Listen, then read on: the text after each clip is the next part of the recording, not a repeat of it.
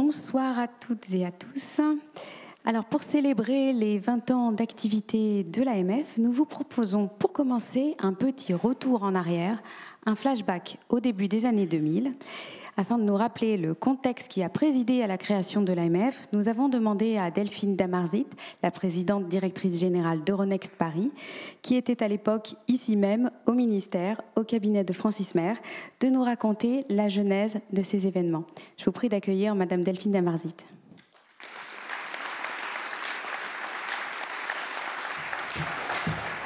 Merci beaucoup. Alors, président, directeur et collégien, comme ça j'ai gagné 2 minutes, pardon.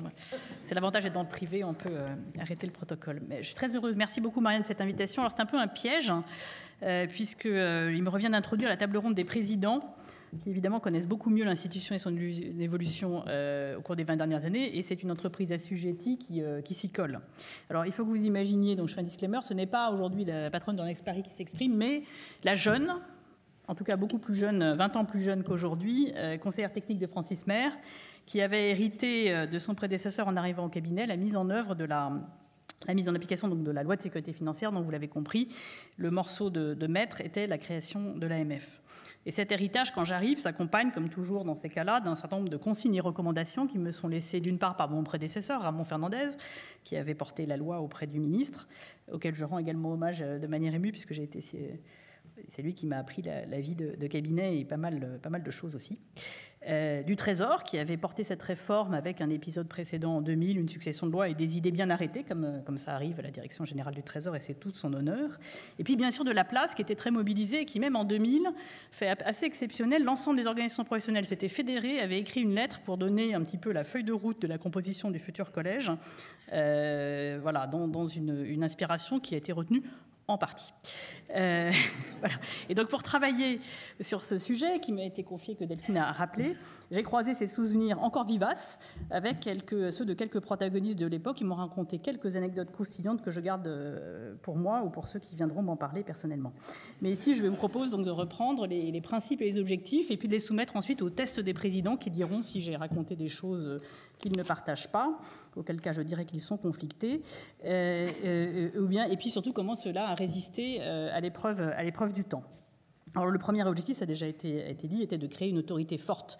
En 2003, et la loi bien sûr est née un peu avant, on est dans le contexte qui est celui de l'affaire Enron, qui depuis, il y en a eu d'autres, mais elle a beaucoup marqué. Et puis évidemment, après le 11 septembre, Francis Maire, dans son discours au Sénat en mars 2003, rappelle que les marchés français ont perdu 34% en 2002 et 10% en 2003, au moment où il s'exprime. Ça vous rappelle quelque chose. Voilà. Et ce besoin de retisser en permanence la confiance face au choc des scandales, je crains que ce soit effectivement quelque chose qui n'a pas été démenti depuis 20 ans, et nous en parlerons certainement.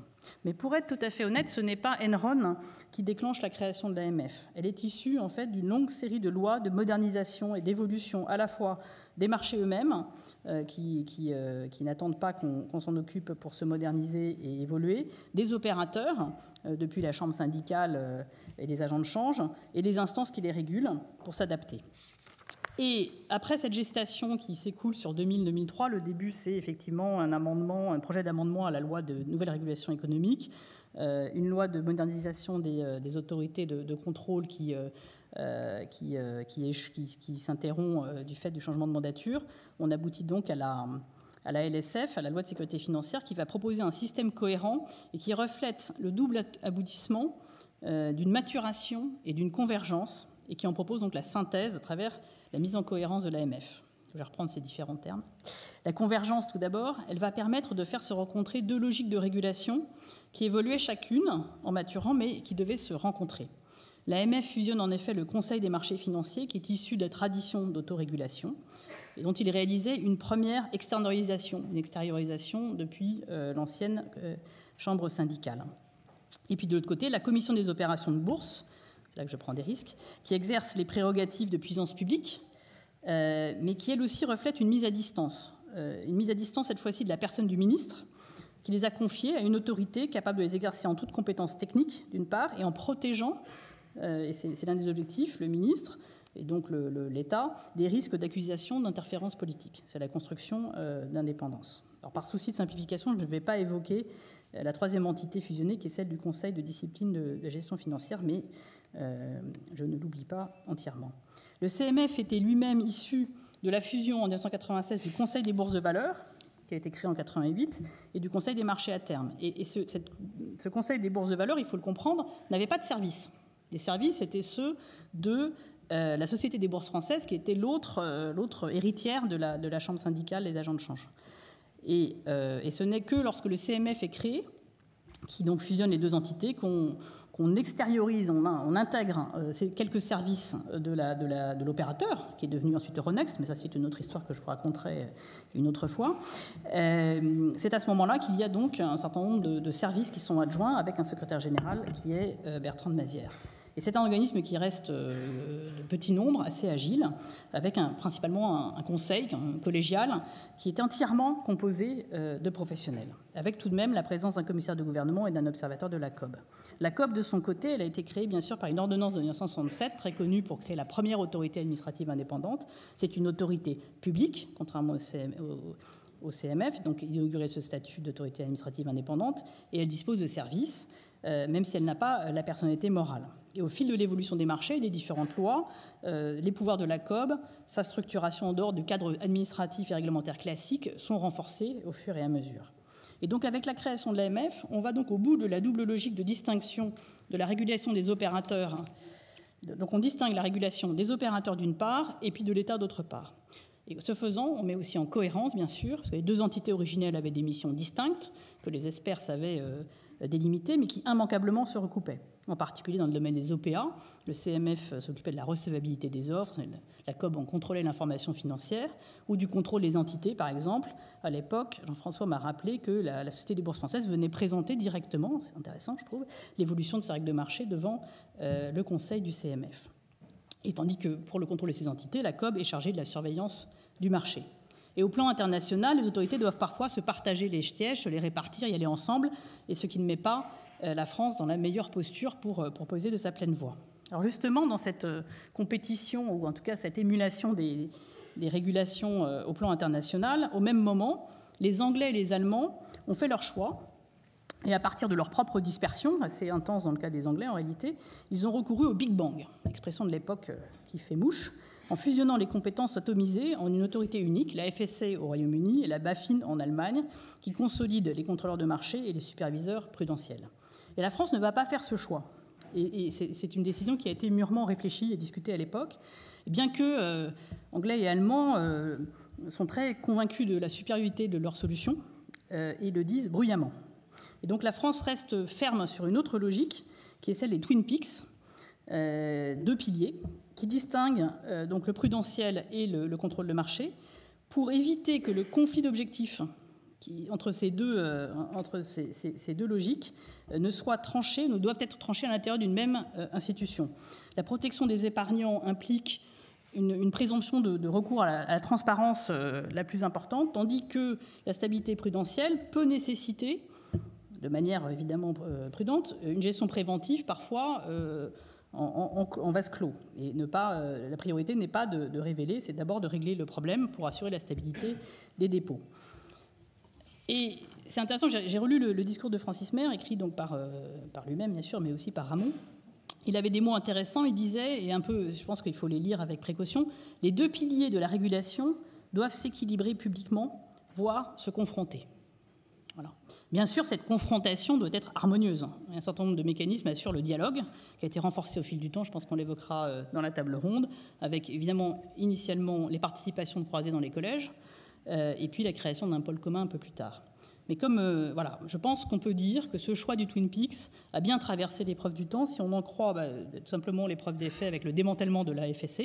Après la crise financière de 2008, le Royaume-Uni a rebasculé vers un Twin Peaks, et puis un bilan de la BaFin controversé. Voilà, moi je peux le dire. Voilà.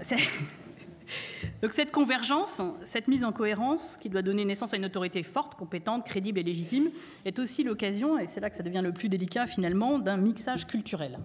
Les cultures des deux institutions de l'époque sont fortes, et elles sont très différentes. Pour des raisons génétiques, de leurs origines respectives que j'ai décrites plus haut.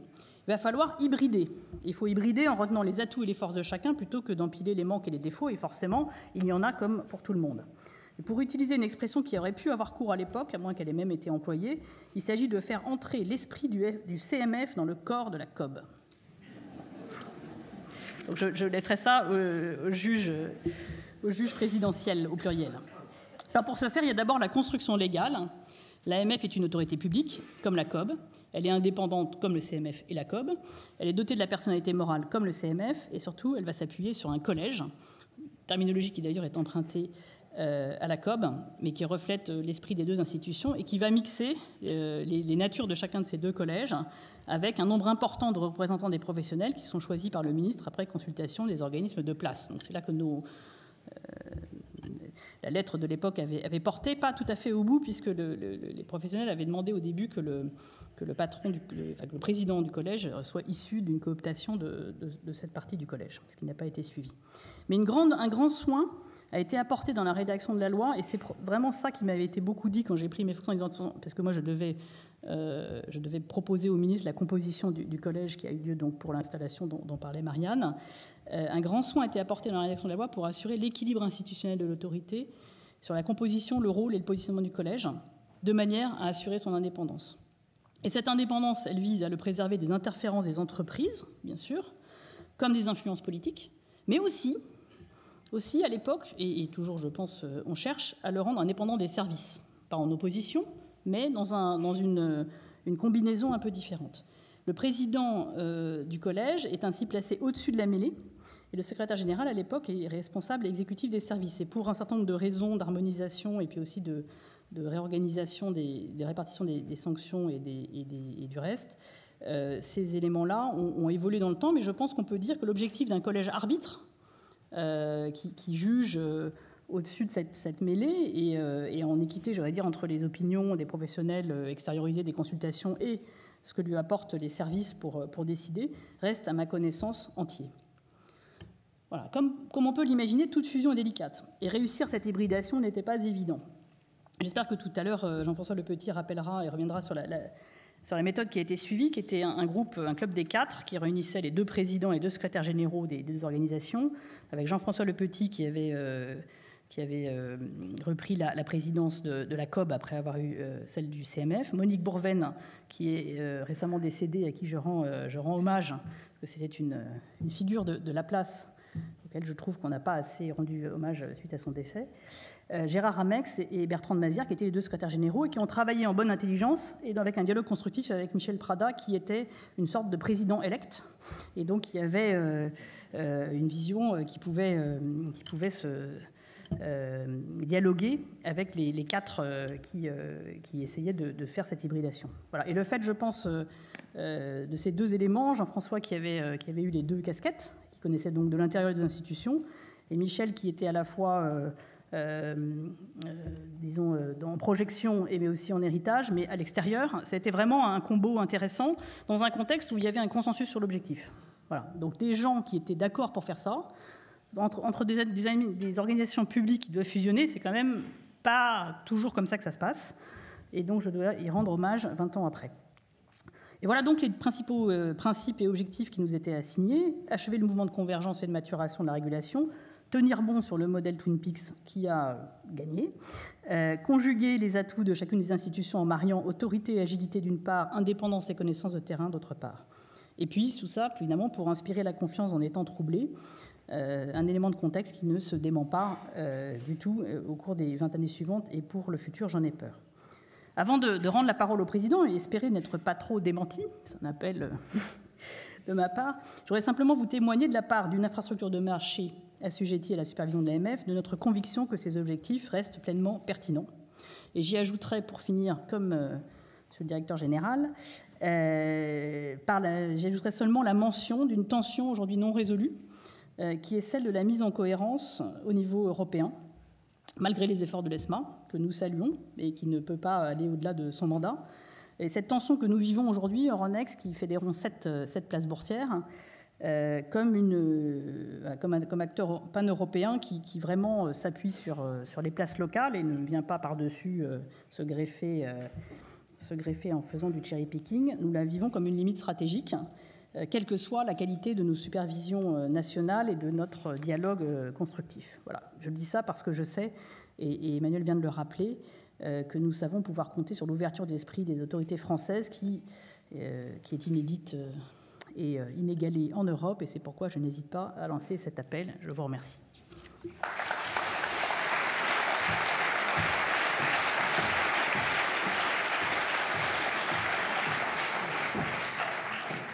Merci beaucoup Delphine Damarzic pour ce cadrage très éclairant. Alors nous allons poursuivre notre rétrospective. Pour cela, nous avons réussi à réunir tous les présidents de l'AMF ce soir. J'invite les intervenants de la première table ronde à me rejoindre sur scène, s'il vous plaît, messieurs.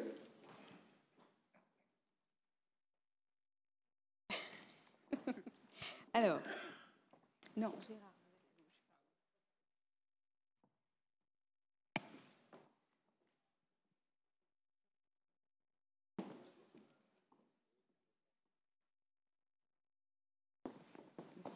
Monsieur Prada, à côté de moi. Donc, dans l'ordre chronologique, Jean-François Lepetit, président du Conseil des marchés financiers de 1998 à 2002, puis président de la Commission des opérations de bourse 2002-2003. Michel Prada, le premier président de l'AMF de 2003 à 2008. Jean-Pierre Jouyet, qui lui a succédé de 2008 à 2012. Gérard Ramex, président de l'autorité de 2012 à 2017. Et enfin, Robert Ophel, qui ne peut malheureusement pas être avec nous ce soir, comme l'a dit Marianne tout à l'heure. Il s'exprimera en vidéo. Alors, pour évoquer ces 20 années bien remplies et riches en rebondissements, nous aurions pu y consacrer une journée entière, mais nous n'avons qu'une trentaine de minutes. Vous avez accepté de relever ce défi, n'est-ce pas ?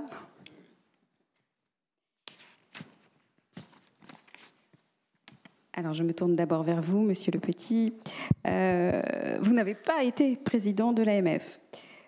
Mais vous avez présidé à sa création en tant que président de la Commission des opérations de bourse. Alors, expliquez-nous en quoi la création de l'AMF était une forme de révolution par rapport aux autorités existantes à l'époque, donc la COB, le CMF et le Conseil de discipline de la gestion financière. Merci. Vous m'entendez ? Vous m'entendez tous ? Très bien. Bonsoir, chers amis. La création de l'AMF, c'est effectivement la fusion de la COB et du CMF. C'était, vu de l'époque, le mariage de la carpe et du lapin. C'est une autre manière de dire ce que disait Delphine tout à l'heure. Pourquoi ? Parce que le seul point commun qu'ils ont, c'est que ce sont toutes les deux autorités administratives indépendantes. Dieu merci. Et avec l'objectif extraordinairement important de la loi de sécurité financière, du double pilier. Et ça, c'est probablement le plus important de la base de la régulation. Mais les deux organismes sont complètement différents. Ce sont peut-être deux autorités administratives, l'une est publique et l'autre est privée. Le collège de la COB, c'est un certain nombre de grands magistrats, c'est des grands commis de l'État, sauf deux exceptions. Tout le personnel est de droit public. Donc il y a tout un esprit, évidemment, étatique dans cette autorité. Le CMF, c'est, j'allais presque dire, l'opposé. C'est un organisme professionnel, autrefois on disait un autorégulateur. Son conseil, ce ne sont que des professionnels, des banquiers, des agents de change.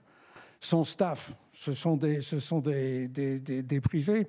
Et la taille est extraordinairement différente. 45 au CMF, 250 à la COB, le cinquième. Donc on voit les différences considérables. Delphine en a dit un peu. Là, je rentre dans la disproportion et les différences que nous avions à gérer. Et même la perception des deux autorités dans le marché était différente. La COB acceptait cette idée d'être le gendarme de la bourse.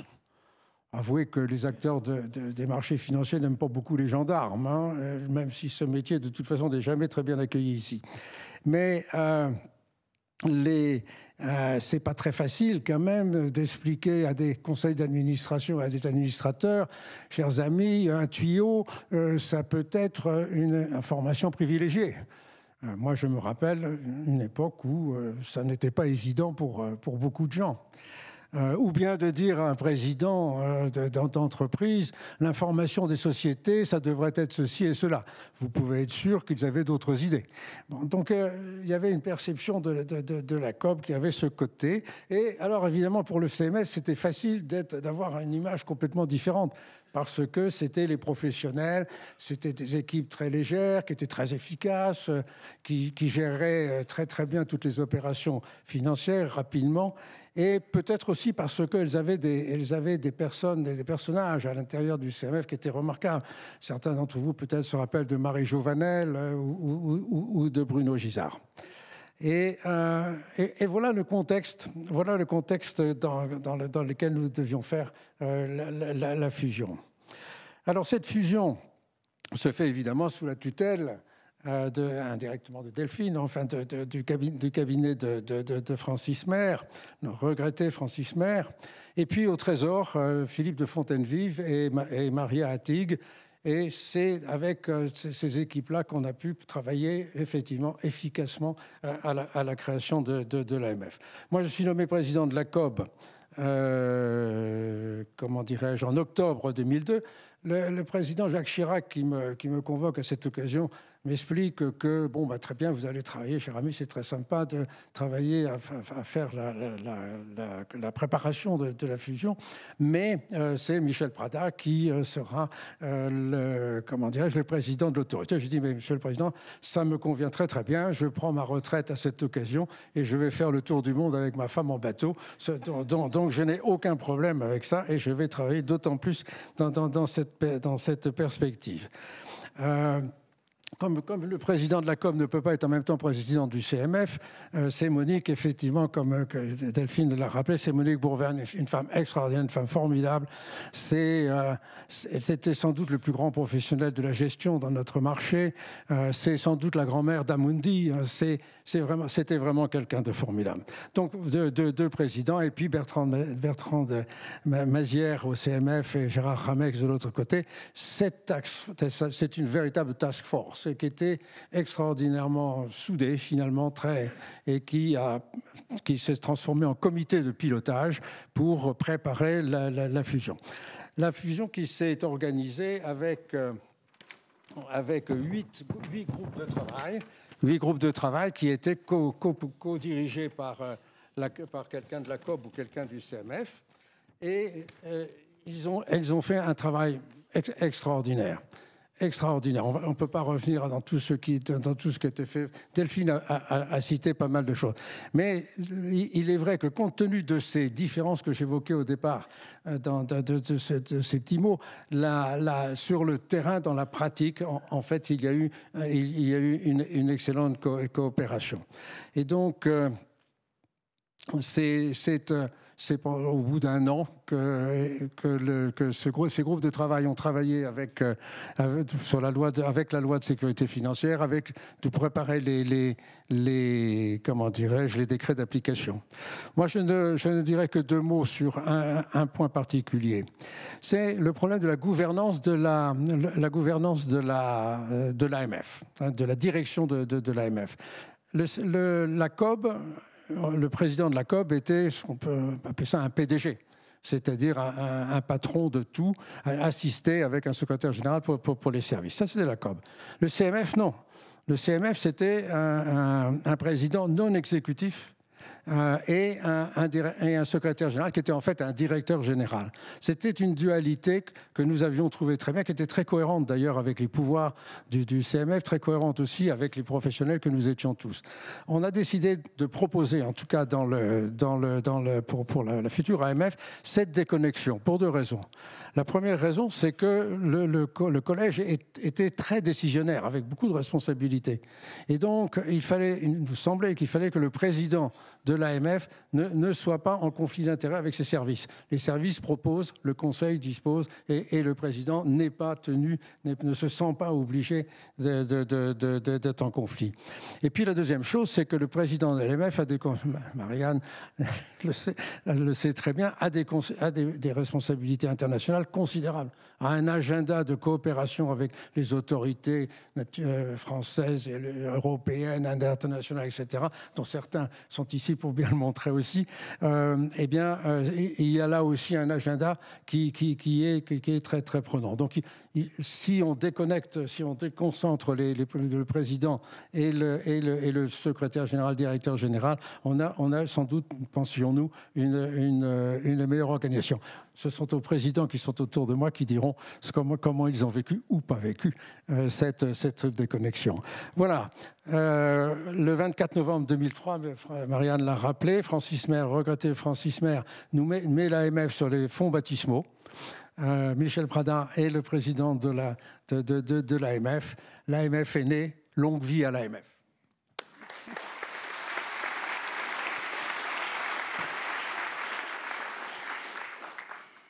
Merci beaucoup, Monsieur Le Petit. Alors, Michel Prada, bonsoir. Donc, vous avez été le premier président de l'AMF de 2003 à 2008, avant d'avoir été président élect. J'ai bien retenu l'expression de Delphine tout à l'heure.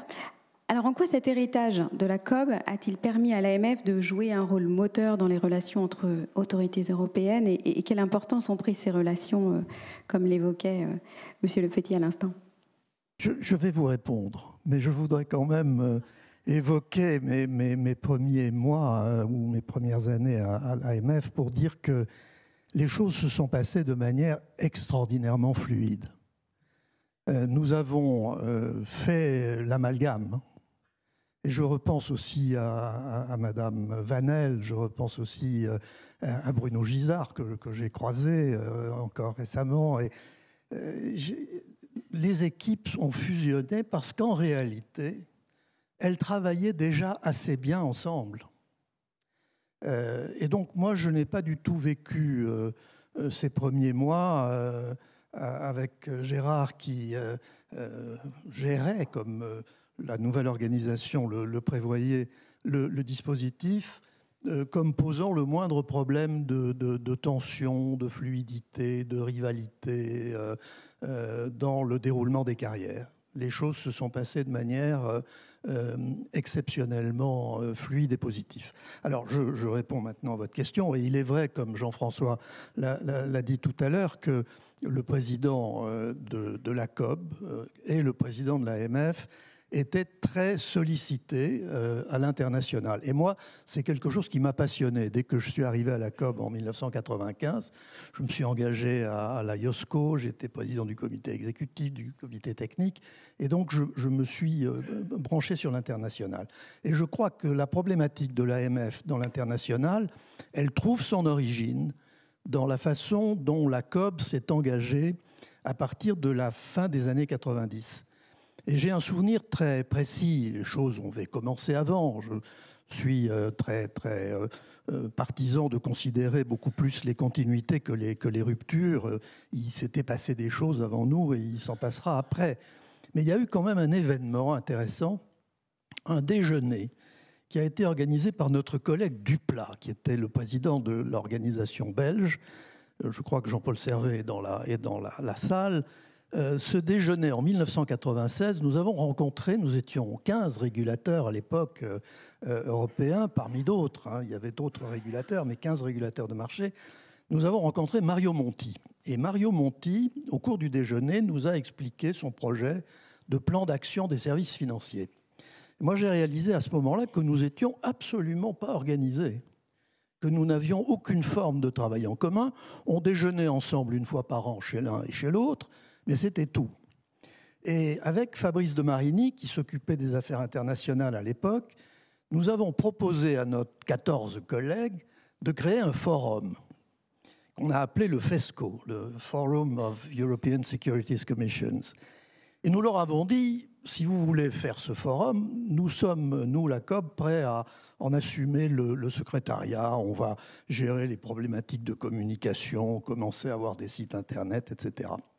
Et donc, on a créé FESCO en 1997 à l'occasion du 30e anniversaire de la COB, en présence de Jacques Chirac. Nos collègues étaient très contents de rencontrer le président de la République. Le premier président a été Tommaso Padoa-Schioppa, que beaucoup d'entre vous ont dû connaître, qui était un homme remarquable, qui était un grand Européen et qui a porté FESCO sur les fonds baptismaux. Et FESCO a commencé à travailler, à essayer de réfléchir à la façon dont on pouvait s'organiser, d'autant plus que dans la foulée de la crise asiatique de 1997, l'IOSCO s'était engagé dans les premières manœuvres effectives, opérationnelles, de création de standards communs, de principes communs, avec lesquels nous souhaitions, à l'élaboration desquels nous souhaitions collaborer et dans la mise en œuvre desquels nous souhaitions être impliqués. Et puis, il y avait bien entendu le plan d'action des services financiers. Donc FESCO a démarré comme ça, en bricolant, avec le support de la COB et l'engagement très, très fort de Fabrice de Marigny. Et puis la Commission européenne regardait ça avec un peu de distance quand même, en se disant qu'est-ce que c'est que ce machin, ça n'a pas été créé selon les voies normales des décisions européennes. Mais finalement, elle a fini par considérer que ce n'était pas une mauvaise idée. Et à l'issue de réflexions qui se sont concrétisées en même temps que se mettait en place un comité dit Lamfalussy qui allait gérer un processus d'accélération de l'intégration financière, elle a créé le César, le Comité européen des régulateurs de marché, Committee of European Securities Regulators. Et là, il faut rendre hommage à une personnalité aujourd'hui disparue qui était un homme extraordinaire qui s'appelait Arthur Docters van Leeuwen, qui était le président de l'autorité hollandaise et qui a été un homme d'une intelligence, d'une diplomatie, d'une énergie absolument extraordinaire et qui a porté la dynamique de César. Nous y avons été très engagés. Il m'a demandé de présider des groupes de travail sur l'organisation, les méthodes. Je me rappelle avoir travaillé sur le sujet de l'organisation des échanges d'informations sur les transactions financières en essayant de déterminer quel était le marché de référence le plus représentatif. C'était des sujets extrêmement techniques dans lesquels la compétence des personnes issues du CMF m'a beaucoup aidé à ne pas être ridicule dans l'exercice de ce métier. Et puis, César a réussi. Et au fond, à cette époque-là, on a mis au point le concept des 4 niveaux de régulation qui sont devenus le mode de fonctionnement de la Commission européenne, avec les directives, les règlements, les standards de César et l'enforcement. On a créé un groupe qui travaillait sur l'information financière, César-Fin, un groupe qui travaillait sur la coopération en matière de discipline, César-Pol. On a proposé, c'était une idée de la COB, de faire un regroupement un petit peu comme ça se faisait au niveau international avec le Joint Forum, un regroupement des comités bancaires, assurances et valeurs mobilières qu'on appelait le 3LC. Cette affaire a fait que César est vraiment devenu un organisme relativement représentatif. Bien entendu, la COB qui s'était occupée de FESCO a continué à s'occuper de César. Et donc, petit à petit, les racines ont pris dans le territoire français, même si certains avaient essayé de rapatrier éventuellement cet organisme ailleurs. Nous avons réussi à le garder.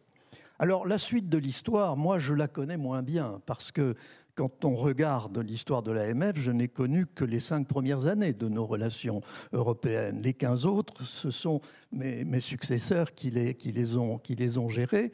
Donc, je ne vais pas les commenter. Je note simplement qu'à la suite de la réussite relative de César, sous l'énergique direction d'Arthur, c'est Jacques de la Rosière qui a proposé que l'on transforma César en quelque chose de plus solide avec la création de l'ESMA, dont la présidente se trouve aujourd'hui parmi nous et avec qui j'ai beaucoup travaillé dans le passé, en même temps qu'on créait l'EBA et l'EIOPA. Et bien entendu, quand on a créé l'ESMA, eh bien on a dit l'ESMA est à Paris. Et donc là, j'espère que Verena ne regrette pas de vivre à Paris après avoir vécu quelques années à Londres en ayant en appartenant à une autre nationalité. Elle est véritablement européenne. Voilà, donc moi, quand je regarde le passé, je pense que nous avons réussi à avoir un régulateur très présent à l'international, proposant des idées, très engagé, j'espère très respecté. Je dois dire que j'ai un peu un regret, maintenant je suis loin de tout ça, j'ai un peu un regret quand je regarde l'évolution du marché des capitaux européens. Et je fais tout à fait écho à ce que vient de dire Christine Lagarde et que d'ailleurs Emmanuel Moulin a évoqué tout à l'heure.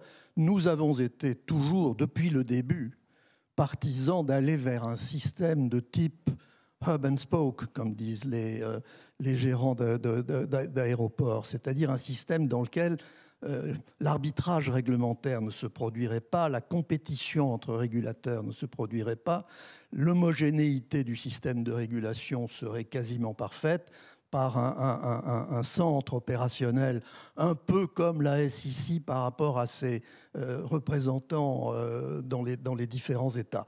Il y a malheureusement beaucoup de réticences, beaucoup de réserves. Certains puissants ne veulent pas véritablement perdre leur pouvoir et certains moins puissants ont peur de se faire phagocyter dans ce système. C'est dommage parce que je pense que la difficulté que nous avons à concrétiser la construction d'un marché unique des capitaux est une des explications qui nous met en situation relativement défavorable par rapport aux États-Unis. Merci.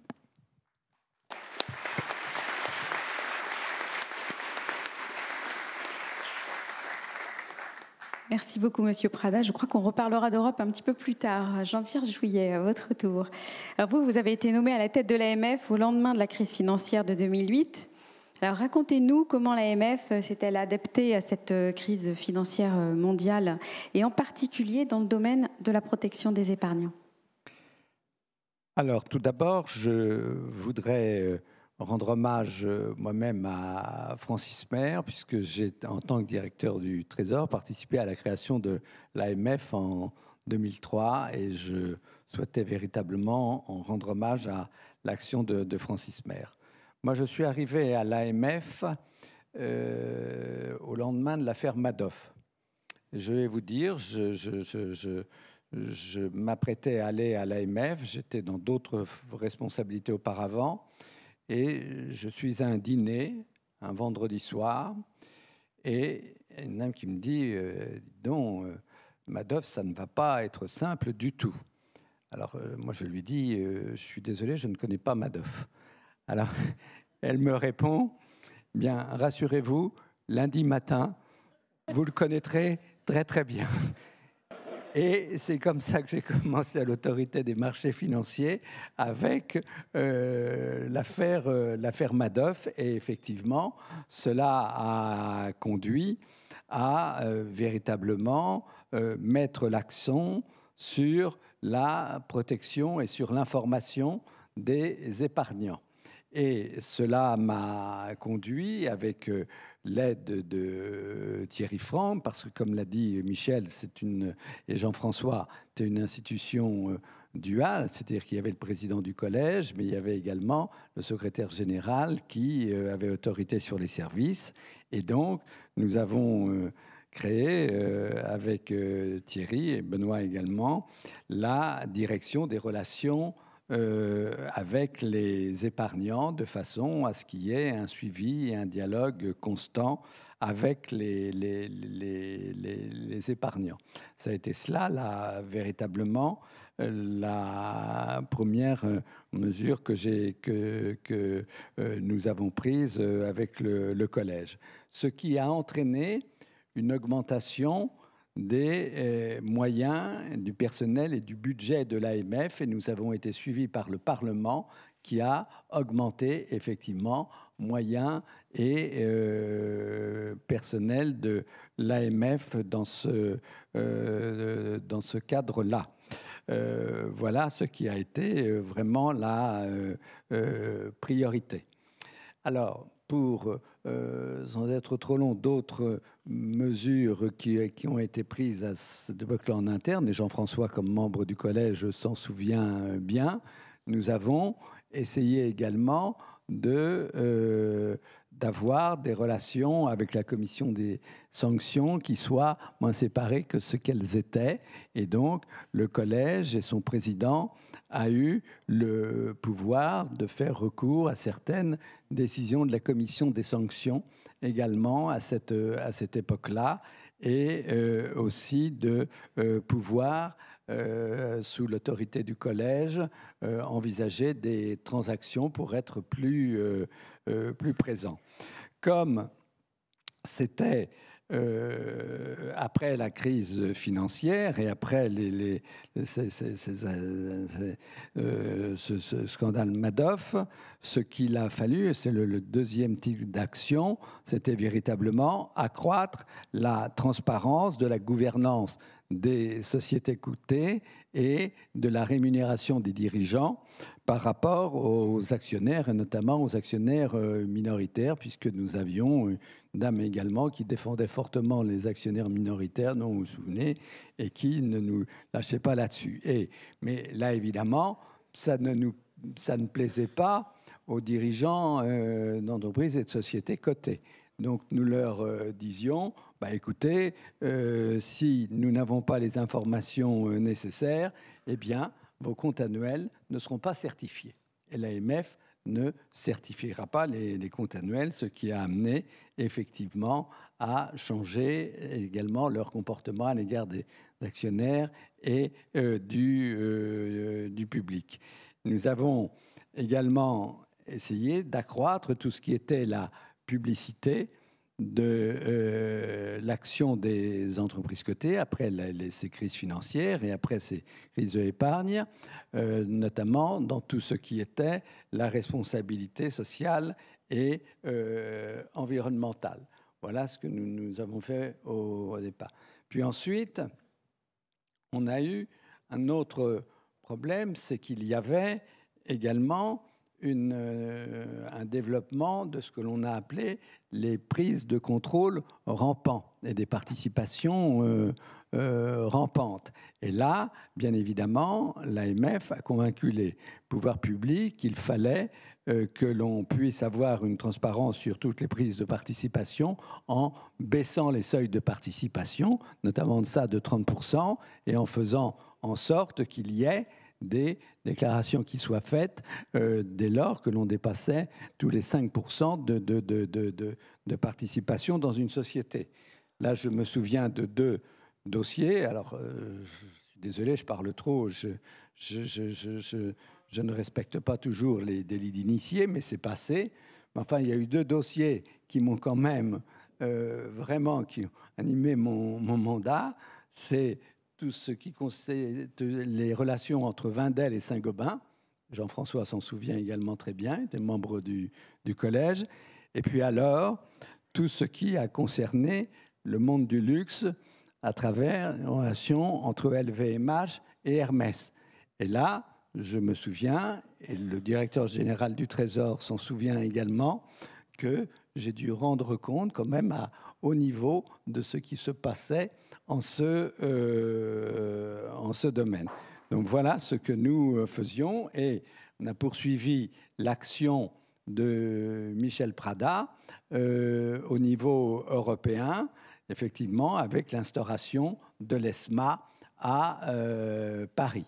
Et là, ça a été important, et je rends hommage aussi à la présidente, puisque cela a beaucoup amélioré, effectivement, tout ce qui était coopération européenne. Enfin, cela a été dit par Delphine, et cela a été dit aussi par Marianne dans sa présentation, et par Emmanuel Moulin, le directeur général du Trésor, c'est qu'on défend, on a cherché bien défendre la place de Paris. Et donc nous avons cherché effectivement à bien défendre Euronext et tout ce qui était l'influence de la place de Paris. Ce n'était pas très simple parce que nos amis allemands, eux, la BaFin, qui n'était pas toujours ça, voulait vraiment centraliser tout ça à Francfort. Donc c'était comme toujours une bataille entre Londres, Francfort et Paris, ce qui donnait lieu à des contacts européens, comme l'a dit Michel, qui n'étaient pas toujours très simples. Enfin, par rapport à tout ce qui concernait l'épargne, ce qu'il fallait, c'était également de contrôler tout ce qui était la distribution et la circulation de produits dérivés qui se développaient et qui apparaissaient. Et donc là, on était obligé de développer les contrôles sur tout ce qui était la circulation des produits dérivés et sur les intermédiaires qui les distribuaient.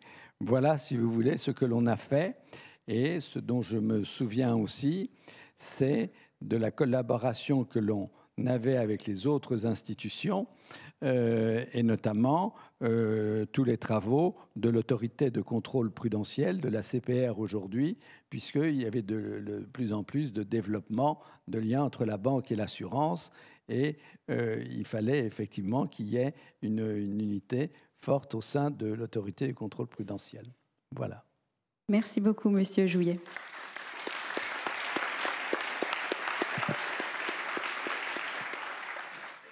Alors, on va reparler de la place de Paris et de l'Europe avec vous, Gérard Ramex. Bonsoir.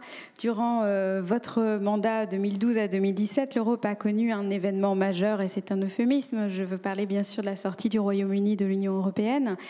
Alors, en quoi le référendum sur le Brexit a-t-il changé la donne et les enjeux plus généralement, et comment l'AMF s'est-elle adaptée, préparée à cette échéance ?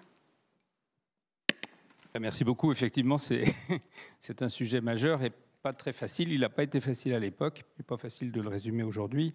Ça a été d'abord une surprise et puis surtout une incertitude au lendemain du vote britannique. Incertitude parce qu'il fallait préfigurer ce que serait une Europe à 27, un marché financier. On avait toujours cet objectif d'avoir un marché unique financier européen avec un membre qui sortait et qui n'était pas n'importe lequel, puisque c'était celui qui avait la plus grande puissance financière.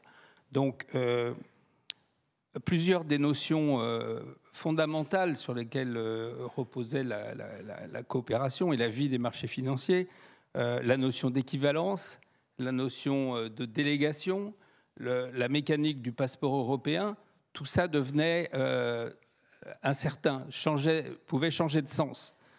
Donc c'était quelque chose que nous devions mesurer immédiatement. Et évidemment, on a été extrêmement actifs, mobilisés au sein de l'AMF et en liaison, comme ça a été dit très justement, en liaison avec les autorités étatiques françaises et d'ailleurs avec nos partenaires au sein de l'ESMA, j'y reviendrai.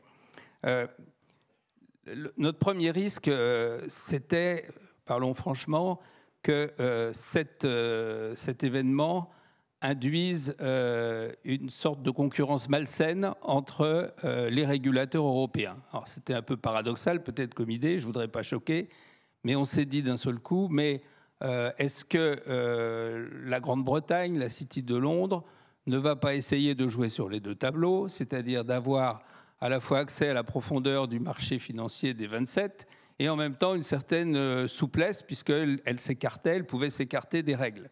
Alors, moi, j'y croyais pas complètement parce que, en fait, voilà, nos amis britanniques, nos financiers britanniques n'étaient pas du tout contents en fait du vote. Ils avaient bien l'impression que ça allait quand même les fragiliser, mais ils allaient évidemment tout faire pour essayer de neutraliser les effets. Donc, on s'est positionné. Le débat a été posé au sein de l'ESMA. Je pense que la présidente actuelle s'en souvient, elle était directrice générale à l'époque, a été posé de savoir comment les régulateurs allaient se mettre d'accord pour parer ce risque et avoir la même interprétation. La deuxième chose, qui est un peu inverse, c'est qu'en même temps, on a pris conscience du fait que cette scission des marchés entre la partie continentale des 27 et puis la partie britannique, ça pouvait induire des menaces, des risques systémiques. Il faut voir qu'on était à peine sorti des remous de la crise des subprimes et de la crise de l'euro. Est-ce qu'on n'allait pas ajouter un risque supplémentaire? Et puis, est-ce qu'on n'allait pas avoir une perte d'efficacité du marché? C'est-à-dire qu'on pouvait très bien, et d'ailleurs je crois que la problématique existe toujours, se dire que si on a moins de fluidité, si on se referme sur les marchés purement continentaux, dans un univers de compétition, d'ouverture, on allait y perdre aussi. Donc l'idée était de se dire que quand même à terme, il faudrait trouver une relation équilibrée entre la Grande-Bretagne et la FSC et les régulateurs européens, entre l'ESMA et puis un ancien membre de l'ESMA très important qui sont séparés. Voilà pourquoi on s'est mobilisé très très fortement. L'autre aspect sur lequel je voudrais insister, sans surprise je pense, c'est une mobilisation accrue, je vais être très rapide là-dessus, parce que le temps manque, c'est sur la notion de compétitivité. Je ne vais pas redire ce qui a été dit très nettement par les uns et par les autres, c'est-à-dire qu'à la fois le régulateur doit protéger l'épargne, le bon fonctionnement du marché, et en même temps, il doit se préoccuper de savoir si les règles qu'il applique mettent la place, et donc l'offre finalement de services financiers qui est donnée d'abord aux concitoyens, la met dans une situation d'être compétitive. Et il est évident que la décision du Brexit renforçait cet impératif, d'où un travail très important, ça a été dit, je peux en témoigner, entre d'un côté l'AMF, avec ses services, son secrétaire général et ma modeste personne, et toutes les autorités nationales, l'État, y compris aussi la région, qui se sont organisées pour essayer de promouvoir le plus possible la place de Paris, et avec un certain succès, comme ça a été indiqué par le directeur général du Trésor. Voilà quelques éléments que je pouvais donner. En oubliant, si j'oublie un dernier mot, en même temps, on avait un contexte, lui aussi, qui a déjà été évoqué, c'est-à-dire une modernisation extraordinaire des techniques de transmission, l'apparition des think-tech. Et en même temps, on a créé, j'ai regardé, ça a été juste quelques semaines, un tout petit nombre de mois après, on a créé Forum FinTech avec l'ACPR et la Banque de France, entre l'AMF, l'ACPR et la Banque de France, pour essayer d'ouvrir le maximum le champ à ces nouveaux acteurs. Et ça, c'était important, et ça faisait partie, je pense, de la recherche d'une bonne compétitivité. Merci. Merci beaucoup.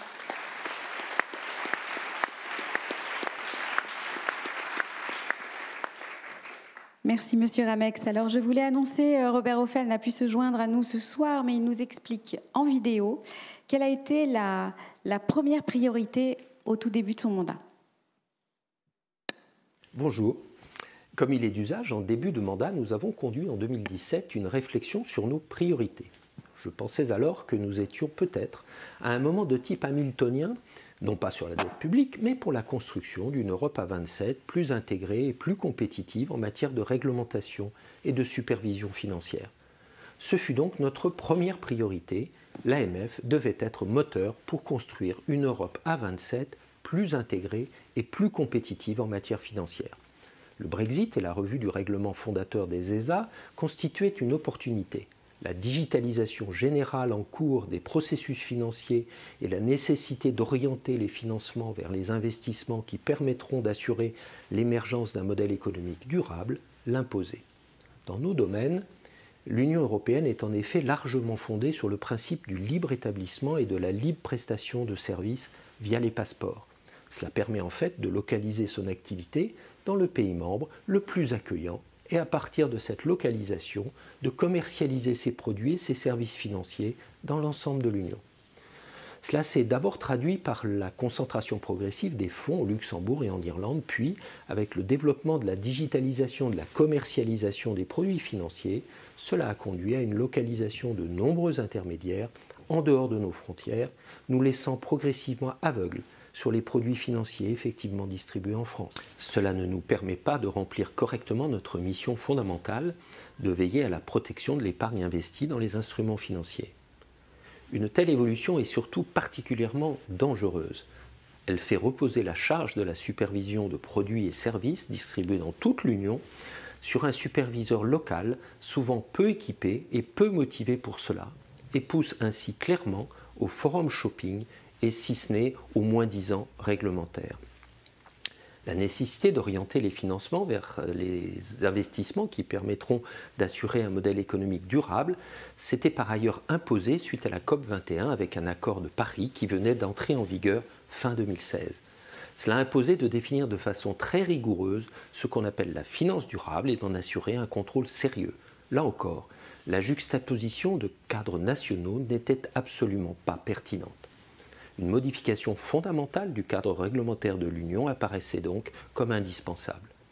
La révision de la réglementation fondatrice des ESA et la sortie de l'Union de sa principale place financière en fournissaient l'opportunité. Nous avons donc défendu l'idée d'une réforme ambitieuse qui, un peu à l'image du SSM pour les banques, aurait fait de l'ESMA le superviseur direct des produits et services commercialisés de façon transfrontière dans l'Union, ainsi que des acteurs et infrastructures les plus importants. La proposition de la Commission n'allait pas jusque-là, mais restait très significative. L'approche a cependant été rejetée par une large majorité des pays membres au profit d'une coordination plus forte des superviseurs nationaux. Cette méthode, très lourde, ne permet pas de traiter efficacement les problèmes que j'évoquais à l'instant. Le grand soir de la supervision unique n'était donc pas arrivé et nous avons alors changé de stratégie. La supervision unique ne serait pas un point de départ, mais pouvait être un point d'arrivée. Il faut d'abord supprimer progressivement les options réglementaires nationales, notamment en remplaçant les directives par des règlements, puis introduire au fil de l'eau une supervision unique sur les activités ainsi couvertes. La lutte anti-blanchiment est un bon exemple de ce cas de figure. Lorsqu'une activité nouvelle apparaît dans le radar de la réglementation financière, il faut directement passer au règlement et à la supervision unique. La notation ESG est un bon exemple. Le chemin sera donc plus long, mais je ne doute pas qu'il soit fructueux. À vous de le poursuivre.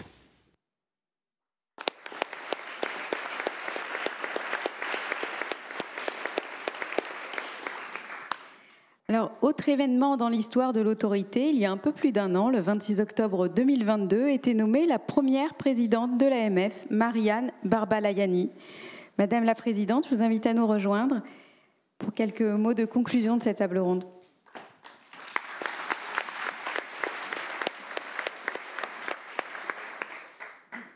Merci beaucoup. Bon, je vais d'abord dire que c'est très émouvant d'être ici parmi avec tous mes prédécesseurs.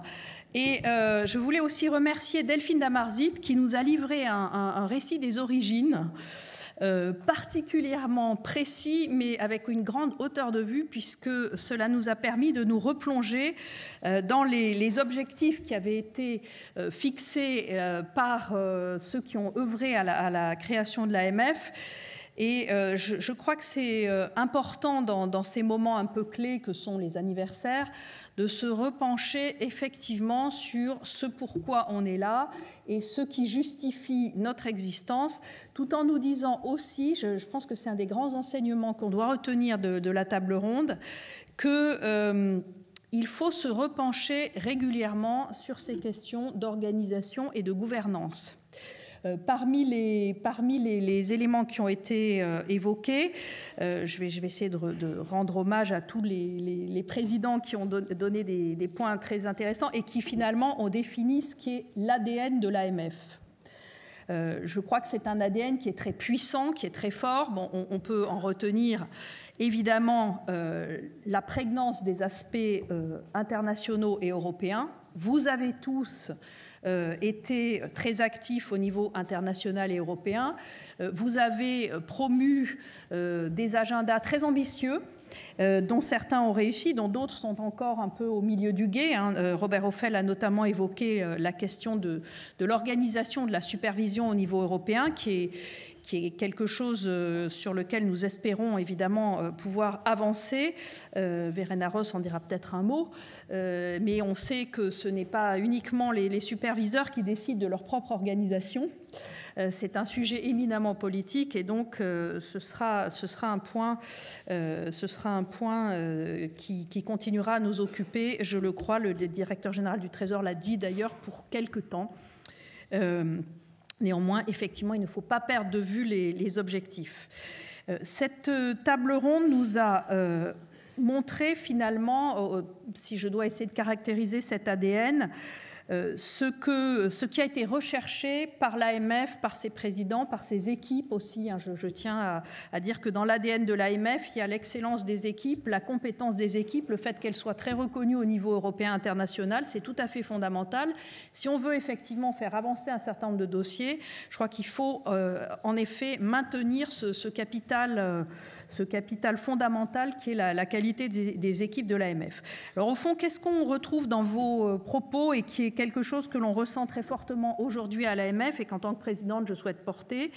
C'est effectivement, le directeur général du Trésor en a parlé aussi d'ailleurs, et le ministre, cet équilibre que nous devons trouver en permanence entre la protection des épargnants, qui est notre première mission, et l'attractivité de la place de Paris. En fait, nous avons essayé de faire un bond conceptuel dans nos nouvelles orientations stratégiques, j'y reviendrai à la fin de ce colloque, c'est que nous avons considéré que ces deux objectifs n'étaient pas antinomiques, mais qu'au contraire, ils se potentialisaient mutuellement et que cette vision qui est au fond la vision que vous avez tous portée, la vision française de la finance et de la régulation, qui est faite d'une recherche d'intégrité, d'une défense des épargnants, de recherche de la confiance, d'une certaine vision de la finance qui repose sur l'idée d'une finance utile, qui est là pour servir l'économie réelle, et d'une finance inclusive qui donne une place centrale à la protection des investisseurs et des épargnants. Cette vision-là, elle n'est pas antinomique avec la compétitivité de la place de Paris. D'ailleurs, à vrai dire, on en a une preuve empirique, puisque cette vision rigoureuse que vous avez tous portée, qui a été la marque de fabrique du régulateur français depuis longtemps, cette vision rigoureuse, cette vision exigeante, elle n'a pas empêché la place de Paris de devenir la première place financière européenne et de loin la première place financière de l'Union européenne. Alors j'y reviendrai en clôture de ces échanges. Ça devient évidemment un enjeu majeur pour le régulateur. Et le Brexit a joué, on en a parlé, un rôle éminent dans cette évolution. Mais par ailleurs, il y a aussi cette idée que c'est au fond l'opportunité de définir au niveau de l'Union européenne ce qu'est notre vision de la finance, avec une vision qui passe aussi par la souveraineté. Je crois que c'est un mot qu'a prononcé le ministre. Il me semble qu'au niveau européen, on parle plutôt d'autonomie stratégique. Mais cette question de l'autonomie stratégique, elle porte évidemment aussi sur les circuits de financement et sur le fait qu'on en garde la maîtrise. Et je crois que ça a été un des fils conducteurs de l'action de l'AMF et de l'action de ses présidents. Il y a aussi une chose qui apparaît très clairement, c'est le sens de l'innovation. C'est aussi quelque chose qui est très puissant dans l'ADN de l'AMF, à la fois dans ses outils internes, mais dans son ouverture vis-à-vis des acteurs de l'innovation. On a parlé de la création du forum FinTech. Je crois que c'est quelque chose de très fort. Peut-être que ça se rattache à la passion française pour le progrès, qui fait qu'au fond, nous avons une ouverture peut-être un peu naturelle, ou en tout cas il faut se forcer, c'est indispensable, vis-à-vis des innovations, même si évidemment en tant que régulateur, nous voyons tout de suite aussi, et on est là aussi dans une recherche d'équilibre, la question des risques, la question de la protection des épargnants, mais nous pouvons y voir aussi une manière de développer la compétitivité, de développer la concurrence, de faire baisser les prix, donc là aussi de servir les épargnants. L'AMF d'aujourd'hui, elle est l'héritière de cette vision qu'elle porte avec indépendance. Je crois que c'est le mot-clé, c'était le mot-clé à la création de l'AMF, c'est quelque chose de très fort dans son fonctionnement, dans le positionnement de ses présidents, dans le positionnement de son collège. Je suis très heureuse de voir que beaucoup de membres du collège sont là aujourd'hui. Le collège de l'AMF, il est comment dire, porté par cette vision de l'indépendance et c'est quelque chose qu'il défend en permanence. Ce qui est très frappant aussi dans ce que vous nous avez dit, c'est à quel point l'AMF a su faire face à de très nombreuses crises, mais au fond, ces crises ont été aussi des opportunités. Bon, on le sait d'ailleurs, hein, c'est souvent à l'occasion des crises. Alors je ne souhaite pas du tout, je le dis au passage, je ne souhaite pas du tout avoir l'opportunité qu'une nouvelle crise fasse faire un pas de géant à la régulation financière. Enfin, il faut bien admettre que souvent les crises ont été des opportunités, les crises et les scandales d'ailleurs, hein, ça a été dit, des opportunités pour renforcer et réfléchir à l'organisation de la régulation financière. Donc moi, mon objectif, c'est évidemment pas de le faire en temps de crise, même si le contexte fait que de toute façon nous sommes quasiment en permanence dans une situation en tout cas complexe et qui nécessite d'avoir un peu le pied marin, qui est aussi une des caractéristiques, je pense, de l'AMF, c'est d'avoir dans son histoire, dans son ADN, cette capacité de réactivité. La crise arrive ou les difficultés arrivent, on fait un diagnostic, on réagit et, le cas échéant, effectivement, on en tire ensuite des conséquences pour faire des propositions de modification de la réglementation, qu'elle soit nationale ou européenne. Donc les valeurs de l'AMF, elles ressortaient pleinement de ces interventions. L'indépendance, on ne le dira jamais assez, c'est quelque chose de très vivant.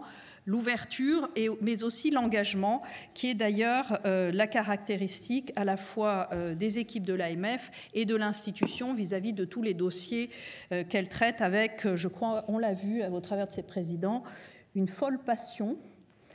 Ce sont tous des passionnés. Je crois que si on leur avait laissé la soirée, ils l'auraient prise. Mais nous avons d'autres tables rondes qui nous attendent. Et donc, sans prendre plus de temps, je vais donc laisser la place à la seconde table ronde. Merci à tous. C'était très bien de vous avoir.